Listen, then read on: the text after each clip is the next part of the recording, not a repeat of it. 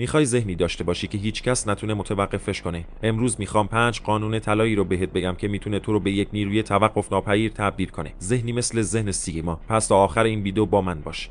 قانون اول، انضباط شخصی. اولین و مهمترین قانون. انضباط شخصی. ذهن سیگما وابسته به انگیزه نیست، بلکه روی انضباط و تعهد به کارها تمرکز میکنه. وقتی میخوای رشد کنی، باید هر روز بدون بهانه کار کنی.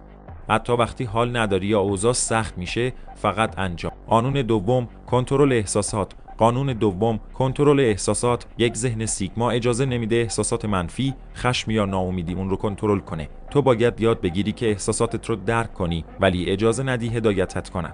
آرامشت رو حفظ کن و متمرکز بمون. قانون سوم، اهداف مشخص و شفاف. اهداف شفاف داشته باش. ذهن سیگما میدونه چی میخواد. اهدافات رو بنویس، خردشون کن و هر روز براشون قدم بردار. وقتی مسیرت مشخص باشه، انرژیت هم متمرکز میشه. قانون چهارم، تنهایی مفید. تنهایی مفیده. ذهن سیگما از تنهایی نمیترسه، برعکس از تنهایی استفاده میکنه برای فکر کردن، برنامه ریزی و ساختن خودش. یاد بگیر تنهایی رو به فرصت تبدیل کنی.